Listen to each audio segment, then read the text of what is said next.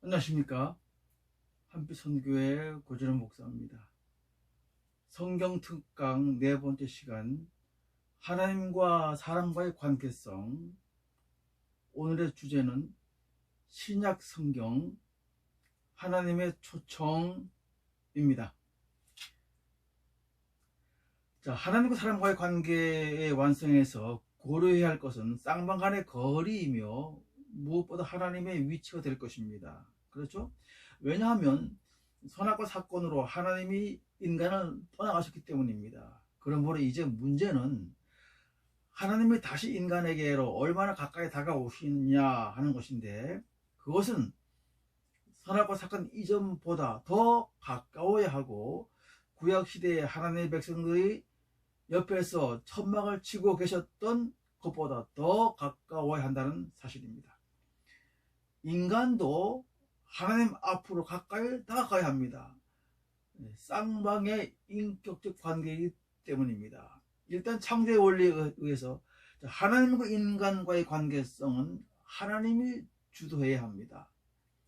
인간이 하나님을 모르니까 하나님이 멀리서 손짓을 해야 한다는 말입니다. 자, 선악과 사건 이후 성경의 역사가 진행이 되지요. 자, 성경의 구약 성경의 역사는 하나님이 인간을 부르시고 자신을 나타내시는 그런 학습의 역사입니다. 구약 성경을 거쳐 신약 성경으로 완성되지요. 자, 원리적으로 신약 성경이 있다는 것은 구약 성경이 하나의 과정이라는 의미가 되겠습니다. 즉, 하나님과 사람과의 관계성에서 구약 성경의 역사는 신약 성경을 위한 과정이었다는 것입니다. 다시 말하면 구약 성경으로는 하나님과 사람과의 관계성이 안 되니까 신약 성경이 오게 되었다는 것입니다. 그러므로 구약에서는 왜 관계성이 안 되고 또 신약에서는 왜 되는가를 규명해야 합니다. 자, 구약의 핵심은 성전과 율법입니다. 선악과 사건으로 인간을 버리시고 하늘로 올라가신 하나님은 다시 내려오셔서 하나님의 백성들 옆에 성막이라 부르는 천막을 치시고 그 안에 계셨습니다.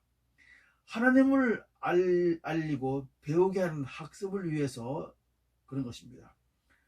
물론 실제로 사신 것은 아니고 이름을 두신 것입니다. 하나님 옆에 계시니 당연히 하나님을 섬기는 법이 있어야 합니다. 이 법이 율법이라 부르는 것입니다. 지성소로 부르는 하나님의 처소에서 잘못 움직이면 그 자리에서 죽어요. 율법에는 하나님을 섬기는 법과 동시에 백성들 간의 도덕법 있습니다. 하나님의 백성답게 살아야 하는 법이 있습니다. 이라 율법을 어기면 죄가 되지요.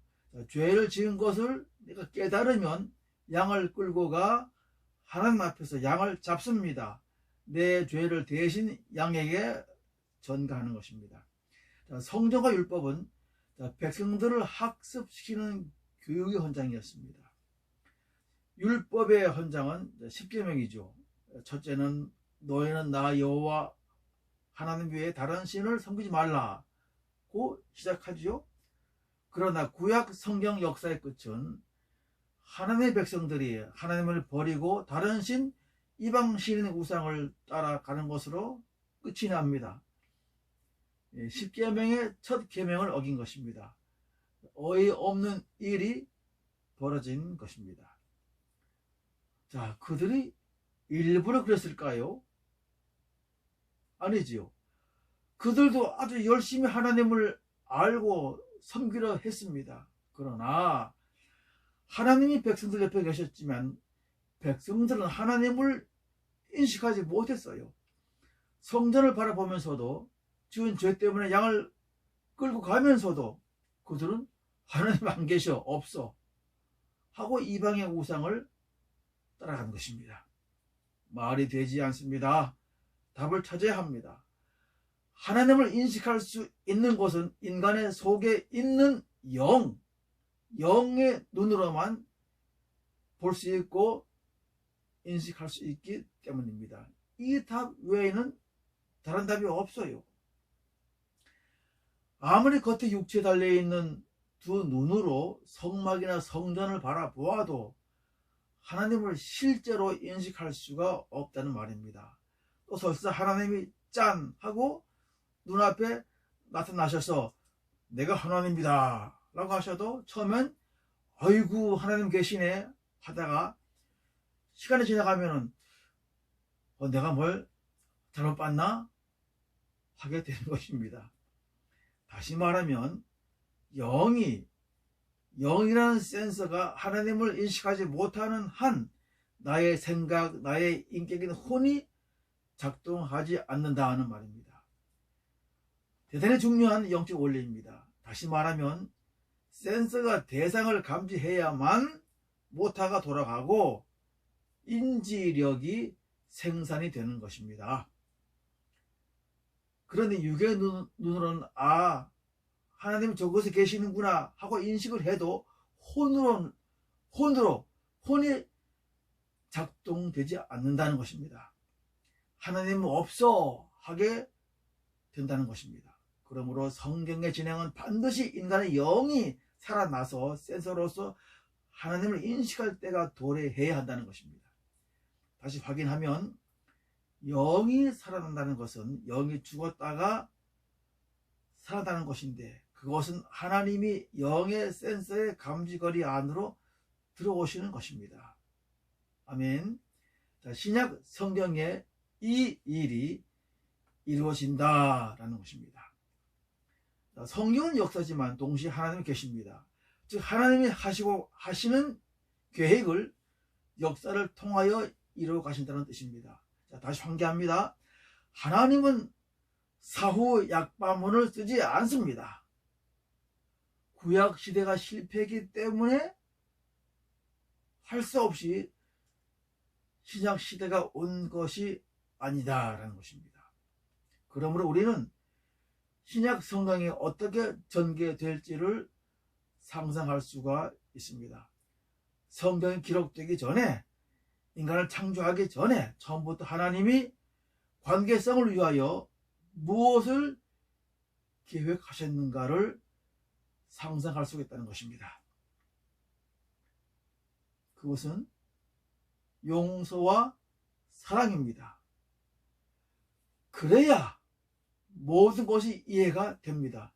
용서하고 사랑하면 관계성이 극대화되지요. 반대로 용서받고 사랑받으면 또 관계성이 극대화됩니다. 가장 가까운 사이가 되는 것입니다. 용서하려면 용서받으려면 먼저 하나님과 인간이 분리가 되어야 되죠. 원리적으로 그렇죠. 인간은 무슨 죄를 졌든지 하나님에게서 분리되어야 합니다. 이뤄져야 합니다. 죄 아래 가두어져야 합니다. 그래서 선악을 아는 실과가 등장하게 된 것입니다. 하나님의 지혜가 얼마나 높으시고 무궁하신가를 생각해야 하겠습니다. 다시 논리를 펼치면 용서와 사랑이라는 말은 조건이 따라 붙습니다. 상대가 잘못을 했어야 용서라는 단어를 쓸 수가 있습니다. 타락한 인간은 여전히 자기들이 죄인인 줄을 모르고 있습니다. 여전히 하나님 없어 하고 살고 있지요. 그러므로 하나님의 용서와 사랑은 무조건적인 일방적이라는 것입니다. 상대가 잘못을 인정하지 않았는데 이미 용서하신 것입니다.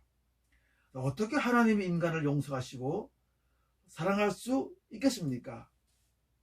하나님 없어 하는 죄인들을요.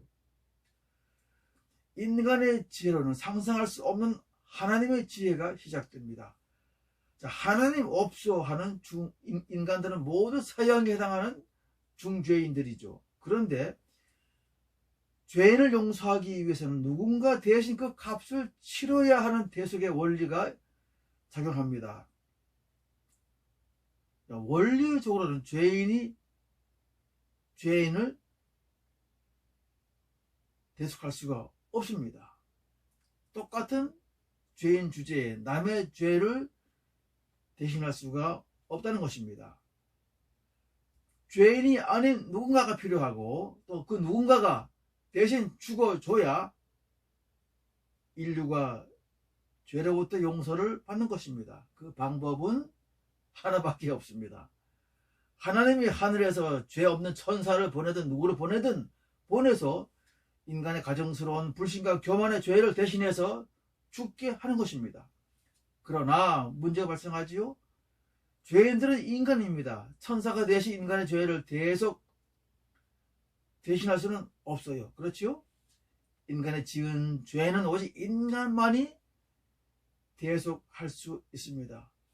동시에 죄가 없는 인간만이 인류의 죄를 대속할 자격이 있습니다. 이 세상에서는 방법이 없어요. 그래서 예수 그리스도가 이 땅에 오신 것입니다. 할 수 없이 오신 것이 아니라 인간 창조 이전에 이미 하나님의 마음에 계획된 것입니다. 예수는 하나님의 아들로 이 땅에 인간으로 오셨지만 사실 하나님의 본체라고 성경은 말씀하십니다. 하나님 자신이었다는 말이죠. 예수가 하나님 자신이었다는 성경의 계시는 참으로 인간이라는 존재가 무엇인가 라는 심오한 생각을 하게 합니다. 동시에 인간을 창조하신 인간 창조의 목적을 생각하게 됩니다.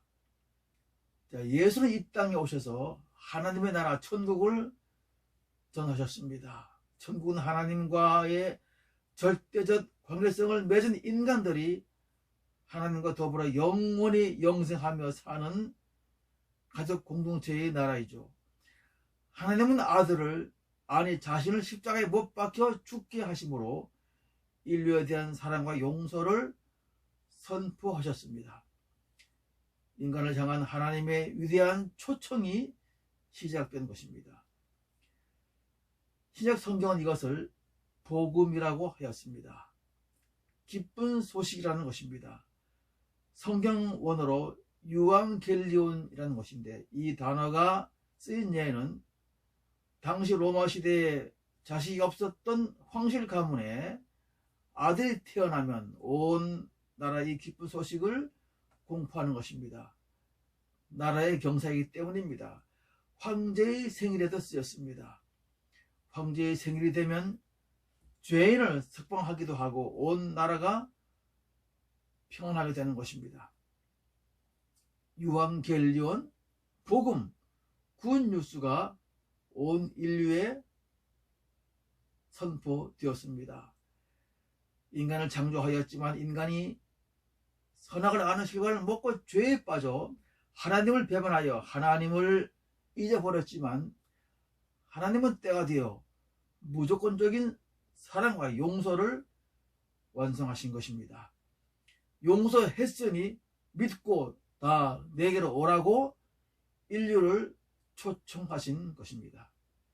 이제 인간은 이 복음을 듣고 예수 그리스도를 나의 대신 죽으신 구주로 받아들이면 되는 것입니다.